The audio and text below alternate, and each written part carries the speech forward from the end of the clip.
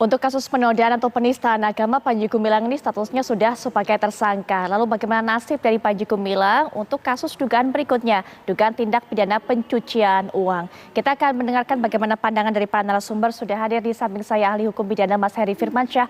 Assalamualaikum warahmatullahi wabarakatuh. Selamat malam Mas Heri. Waalaikumsalam warahmatullahi wabarakatuh. Selamat malam Mbak Putri. Baik, selain Mas Heri juga akan memberikan keterangan kepada kita, yaitu sebagai ahli tindak pidana pencucian uang, Ibu Yenti Ganarsi. Assalamualaikum warahmatullahi wabarakatuh. Selamat malam Ibu Yenti.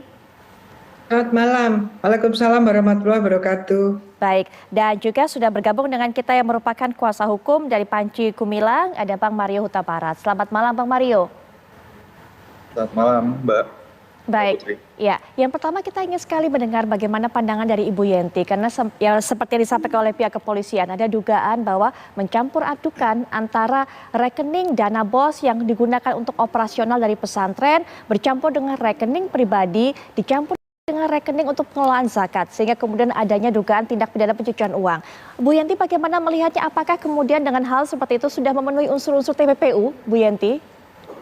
Ya, baik. Begini, kalau mau bicara tindak pidana pencucian uang berkaitan dengan kasus Al Zaitun ini kan tindak pidana pencucian uang itu harus ada dua kejahatan. Jadi harus ada kejahatan dulu, kejahatan apa itu, yang dari kejahatan itu uangnya masuk ke Al Zaitun.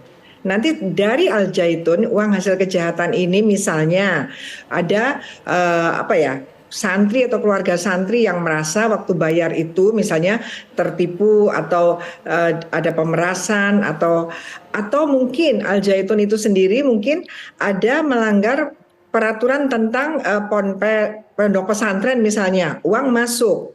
Nah, itu baru terjadi kejahatan asal. Nah, setelah uang masuk itu, maka untuk apapun termasuk untuk operasional pun, kalau didapatkannya ada tindak pidana, maka ketika uang sudah masuk kemudian digunakan itu baru terjadi pencucian uang. Jadi kalau bicara pencucian uang, kita harus berbicara juga tindak pidana asalnya. Ini yang harus didalami. Saya dalam hal ini, kalau memang ini kasus ini awalnya kan penodaan agama.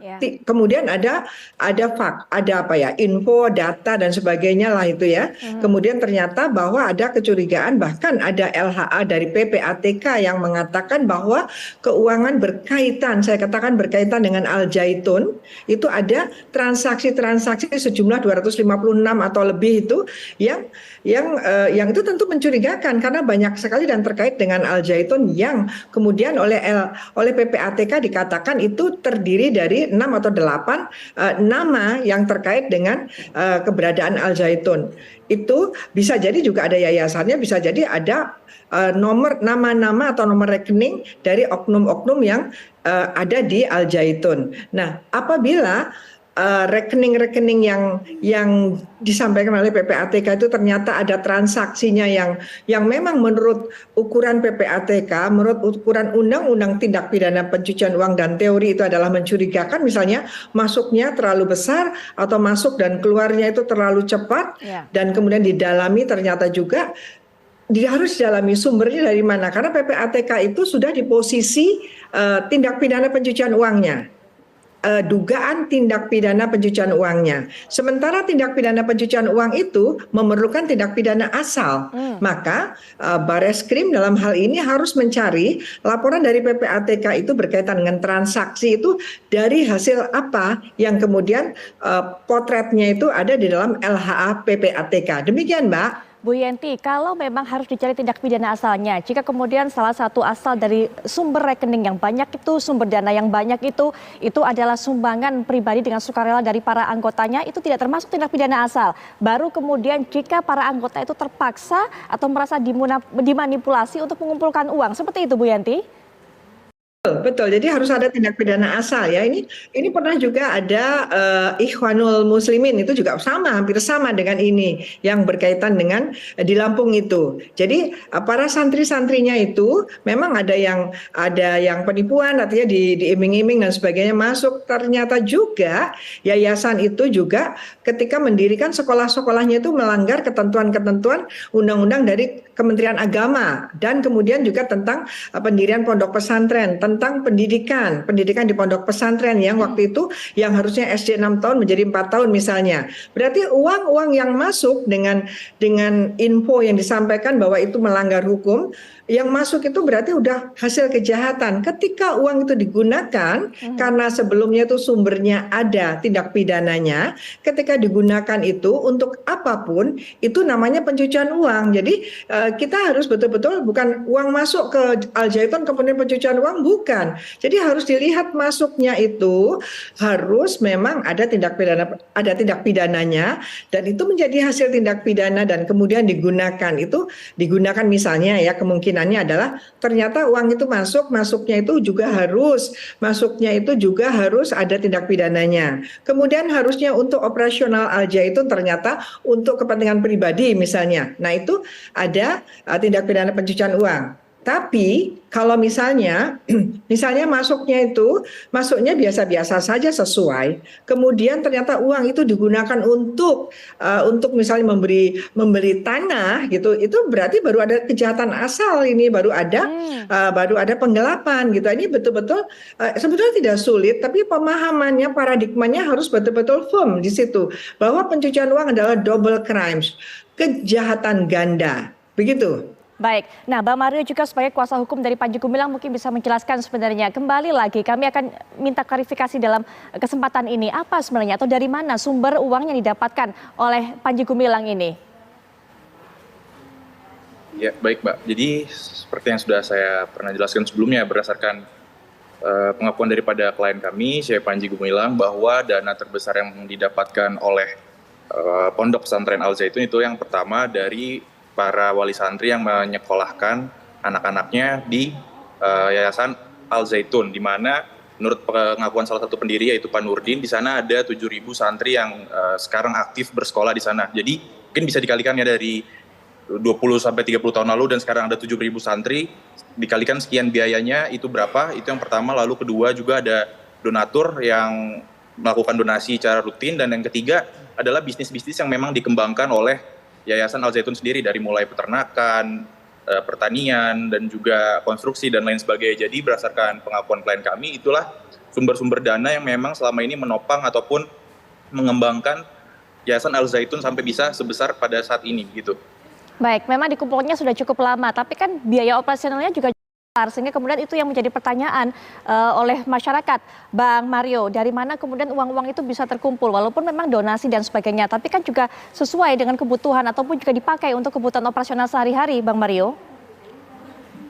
Ya, jadi memang berdasarkan kunjungan kami selaku kuasa hukum sana pada saat kurang lebih 2 minggu lalu, beliau menjelaskan memang pertama itu Yayasan Al Zaitun menerima dana BOS, namun paling besar itu dana itu didapatkan daripada wali santri yang menyekolahkan ataupun mengirimkan anaknya di sana untuk bersekolah. Di samping itu juga kami melihat di sana memang bisnisnya itu berjalan secara aktif, seperti pertanian itu ada sawah, ada juga tebu, ada juga pohon pisang dan lain sebagainya, juga ada peternakan dari ayam, dari kambing, dari sapi, kerbau, dan juga ada perikanan, konstruksi. Semuanya itu kan mereka kan berbisnis selama mereka berdiri kurang lebih 20-30 tahun ini. Itulah yang digunakan, dan dana itulah yang digunakan untuk mengembangkan yayasan itu dari mulai cuma 200 atau 300 hektar sehingga sekarang bisa luasnya sampai kurang lebih 1.800 hektar. Jadi kalau ditanya uangnya dari mana, itulah terangan yang kami dapatkan daripada klien kami. Baik. Dana-dana yang didapatkan selama ini untuk mengembangkan ataupun biaya operasional untuk Al Zaitun sendiri begitu. Bang Mario, bagaimana dengan anggapan masyarakat adanya dugaan kecurigaan korupsi dana BOS? Kalau terkait dengan dana BOS, berdasarkan keterangan klien kami, dana BOS itu dijalankan sesuai dengan SOP. Jadi terkait penyelewengan atau apapun itu, beliau mengatakan bahwa terkait tindak pidana pencucian uang ataupun aktivitas semacamnya, beliau mengatakan tidak ada aktivitas ataupun tindakan-tindakan terkait hal tersebut, dan beliau menyatakan siap untuk menyerahkan bukti-bukti dan dokumen terkait hal tersebut. Jadi berdasarkan juga laporan daripada penyidik ya terkait tindak pidana penggelapan, perlu saya jelaskan bahwa dalam tindak pidana pencucian uang itu juga unsurnya dalam pasal 3 pasal 4 Undang-Undang TPPU itu masih banyak ya Mbak, dari barang siapa melakukan tindak pidana ilegal atas suatu harta kekayaan dengan maksud tujuan untuk menyembunyikan atau menyamarkan. Menyembunyikan itu kan dalam artian atau konotasi bahwa asal-usul harta itu dikaburkan ataupun tidak diberitahu secara jelas. Menyembunyikan itu berarti uang yang dalam artian didapat atau diperoleh dari proses tindak pidana yang ilegal, itu dicampur adukan atau disatu padukan dengan dana-dana yang ilegal, yang legal maksud saya begitu. Jadi sorry, apa suara saya terdengar jelas, Bu? Kami mendengarkan, Bang Mario, kami mendengarkan dari awal Oke. tadi.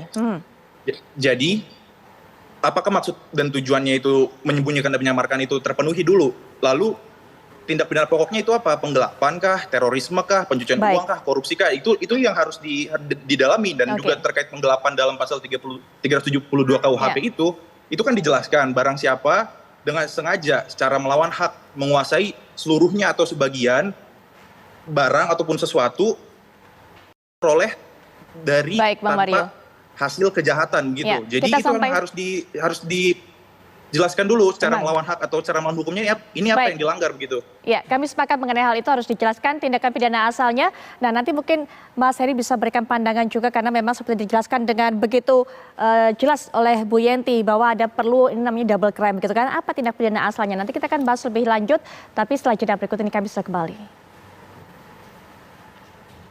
Dari penjelasan Ibu Yenti Ganarsi yang disampaikan sebelum jeda tadi kita mengetahui betapa pentingnya untuk bisa mencari tindak pidana asal untuk menentukan TPPU. Nah, salah satu pintunya, satu kuncinya mungkin Mas Heri adalah untuk bisa mengetahui dari mana sumber dana tersebut didapatkan. Apakah kemudian para donatur itu memang memberikan uangnya secara sukarela sebagai sumbangan, sebagai donasi, atau justru merasa dimanipulasi, ada unsur paksaan? Karena terus terang sudah ada beberapa seperti mantan wali murid, mantan anggota juga yang bersuara mengenai hal itu. Ini bisa jadi celah, Mas Heri.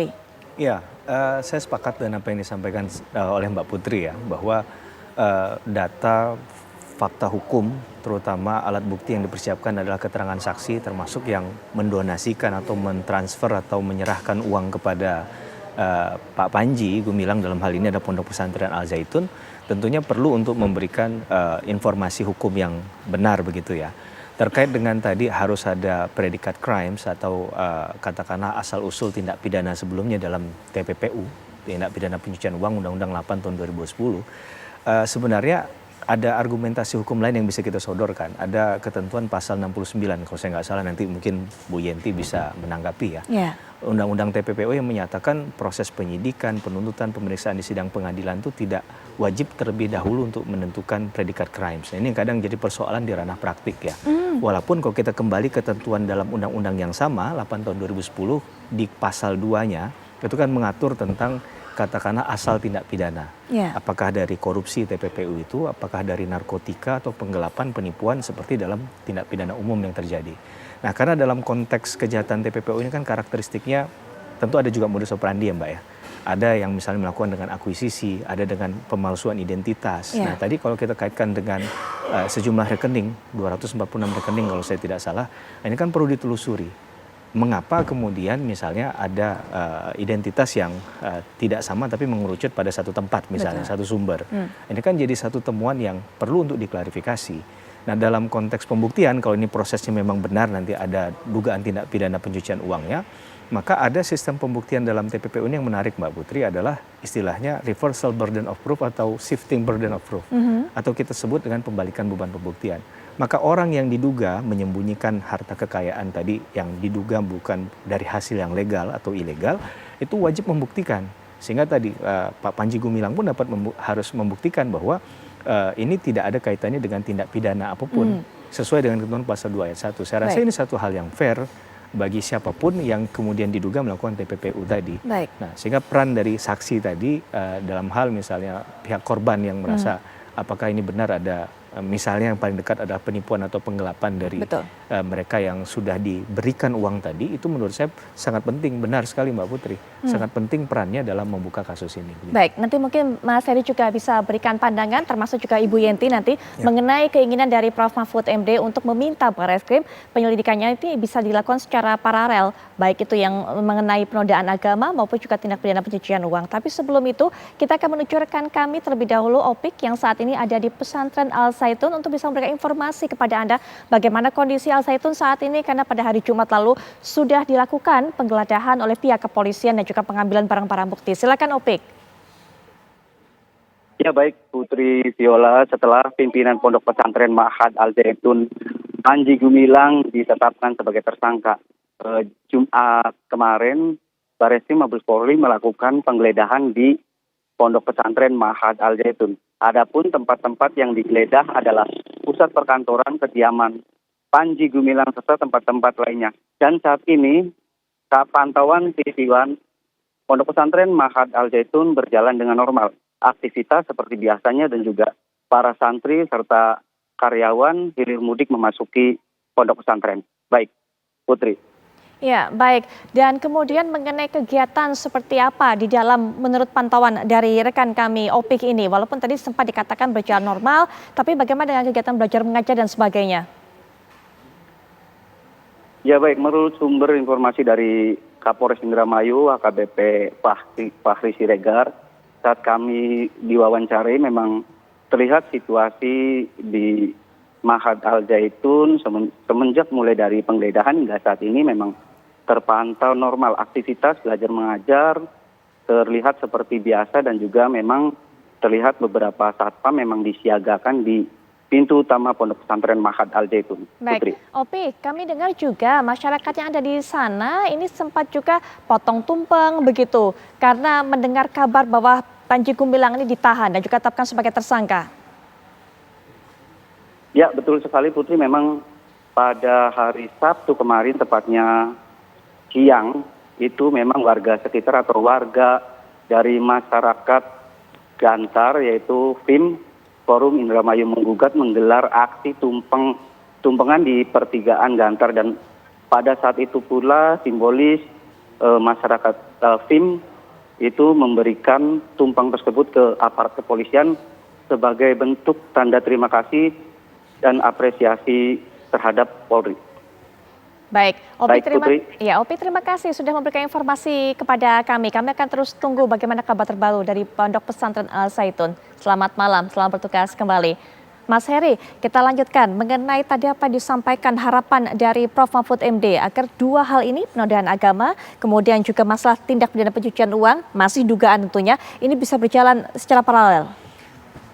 Sekali lagi saya sepakat ya Mbak Putri, apalagi kalau pernyataan ini keluar dari mulut seorang Prof. Mahfud MD yang saya rasa secara kemampuan dan kapabilitas serta pengalaman beliau di dunia hukum ini kan sudah tidak perlu kita pertanyakan ya, sehingga mungkin saja apa yang didapat itu data-data yang sudah terverifikasi, bisa dikatakan A1, tinggal pembuktiannya nanti seperti apa ya, karena sangat mungkin dari proses satu penyidikan itu bisa menemukan tidak hanya satu tindak pidana dari hasil pengembangan. Jadi apa yang disampaikan oleh Prof. Mahfud mungkin tidak mendahului proses hukum yang ada, karena tetap saja penyidik juga melakukan sesuai dengan standar operasional prosedures mereka ya. Mereka panggil dulu, ini juga ada keterangan saksi nanti yang dibutuhkan juga keterangan ahli untuk memenuhi minimum 2 alat bukti.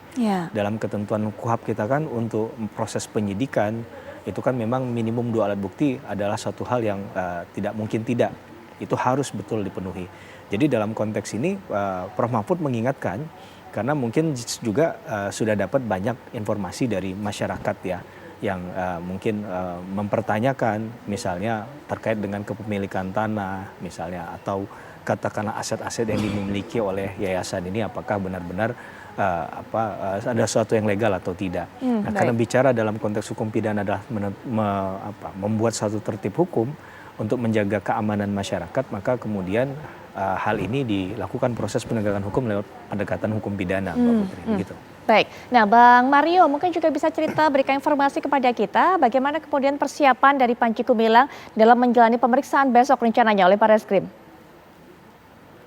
Baik, terkait pemeriksaan besok perihal laporan ataupun dugaan TPPU, tim kita dari Law Office Riat Huta Barat siap untuk mendampingi dan juga kooperatif dalam pemeriksaan ataupun tingkat pendidikan atau penyidikan yang nanti akan dijalankan. Namun satu hal yang perlu saya jelaskan juga terkait dengan tindak pidana pencucian uang ini ataupun dengan penggelapan, bahwa perlu dipahami menurut Undang-Undang 28 tahun 2004 perihal yayasan itu pertama dibolehkan untuk melakukan bisnis asal sesuai dengan maksud dan tujuan akta daripada yayasan tersebut. Dan untuk kepentingan daripada yayasan, jadi apabila memang sesuai dugaan ada uang yang diselewengkan ataupun digelapkan rekening pribadi daripada Syekh Panji, apabila itu digunakan untuk kepentingan yayasan ataupun mengembangkan yayasan dalam hal ini membeli tanah yang sampai saat ini memang digunakan untuk kepentingan yayasan itu sendiri, kurang lebih 1.800 hektar dari 20-30 tahun lalu mungkin cuma 100-200 hektar, dan itu dibeli lagi untuk pengembangan yayasan, itu menurut saya hal yang sah-sah saja karena tidak bertentangan dengan undang-undang yayasan itu sendiri. Itu kan kepentingan bersama ataupun sesuai dengan maksud tujuan yayasan, bukan untuk kepentingan pribadi beliau gitu. Jadi itu yang mungkin juga perlu kita pahami bahwa penggunaan uang itu untuk apa? Untuk kepentingan pribadi beliau atau untuk kepentingan bersama yayasan begitu. Dan apabila hal itu diketahui juga oleh pengurus dan juga berdasarkan approval ataupun pengetahuan pengurus, menurut saya itu hal-hal yang sah-sah saja. Tidak bertentangan dengan undang-undang yayasan begitu. Baik, Bang Mario. Ibu Yanti mungkin sebagai penutup, sebagai terakhir, bisa dijelaskan juga dengan singkat. Kita sudah mengetahui pentingnya tindak pidana asal, kita harus mengetahui juga bagaimana uang tersebut didapatkan. Melihat kasus Panji Gumilang ini, Ibu, dan juga sesuai dengan pesan dari Prof. Mahfud MD, apa tantangan yang dihadapi oleh tim penyidik, Ibu? Iya, itu kan pernyataan Pak Mahfud MD itu kan ya, itu ya kita apresiasi dan itu sebagai dorongan spirit saja. Tapi apapun itu adalah berkaitan dengan bukti yang ada pada penyidik ya, pada penyidik kali ini. Memang demikian dalam hukum pidana. Awalnya yang jadi masalah adalah masalah penodaan agama. Kemudian ada data-data. Kemudian kita ketahui bahwa kemungkinan besar ada TPPU karena ada LHA dari PPATK. Nah, dalam hukum pidana jelas-jelas dikatakan bahwa apabila seseorang sedang menghadapi suatu proses pidana dan kemudian diketahui ada pelanggaran-pelanggaran lain yang dilakukan sebelum itu ya, sebelum proses ini ya, karena apalagi sekarang sudah ditahan. Semua kasus-kasus yang ada sebelumnya sebaiknya memang sekaligus. Itu yang dinampakkan kita menggunakan konkursus sehingga nanti pun putusannya pun harus absorpsi yang dipertajam. Jadi maaf ya, saya harus menyampaikan juga jangan seperti kasusnya Gayus dulu sehingga ditambah-tambah sehingga Gayus itu pidananya lebih dari 20 tahun. Itu sangat tidak boleh sebetulnya, bukan saya membela Gayus, tetapi kita harus meletakkan hukum pidana itu dengan benar. Nah, dalam hal ini kita nanti akan berhadapan dengan tindak pidana penodaan agama yang sudah masuk penyidikan dan sudah ada tersangkanya, dan kemudian nanti ada sekarang baru dugaan TPPU yang akan dicari tindak pidana asalnya. Dalam hal ini saja ada tiga hal yang harus dicari pembuktiannya, dan kemudian berkaitan dengan BOS itu kalau itu memang tidak digunakan sebagaimana mestinya, itu pertama ada korupsi. Setelah ada korupsi, uang itu kemana? Nah, kemananya dari setelah korupsi itu ada TPPU-nya juga. Jadi ini memang banyak sekali. Dan memang untuk TPPU demikian. Kita penyidik Indonesia ya, jangan banyak sekali. Kita harus melihat bagaimana pengalaman-pengalaman negara lain yang terlebih dahulu menerapkan TPPU. Ada yang tindak asalnya tuh lebih dari 20 dan itu dicari semuanya dan sekaligus. Itu demikian. Bahwa berkaitan dengan pembuktian terbalik itu memang nanti, tapi saya Mas Firmansyah, saya agak riskan dengan pasal 69. Tidak bisa ya, itu terlalu apa ya, orang hanya dikatakan TPPU, tidak ada tindak pidana asalnya di awal. Ada surat dari Jaksa Agung mengatakan bahwa jangan pakai pasal 69. Itu kita khawatir sekali, takutnya nanti kejahatan asalnya tidak dicari. Jadi jaksa nantinya atau sekarang penyidik harus tetap mencari kejahatan asalnya bersamaan dengan TPPU-nya dan nanti digabungkan. Ini Ibu, supaya untuk aman. Terima kasih. Demikian Mas Firmansyah, Pak Mario, terima kasih. Baik, Ibu Yanti, terima kasih sekali sudah memberikan penjelasan secara clear, termasuk juga Mas Heri juga terima kasih memberikan pandangannya. Ini juga menjadi wawasan untuk masyarakat. Bang Mario juga terima kasih sudah memberikan keterangan dalam perbincangan ini. Dan pemirsa, kami akan segera kembali saat lagi dengan kabar-kabar menarik lainnya. Tetaplah bersama kami di Apa Kabar Indonesia Malam Akhir Pekan.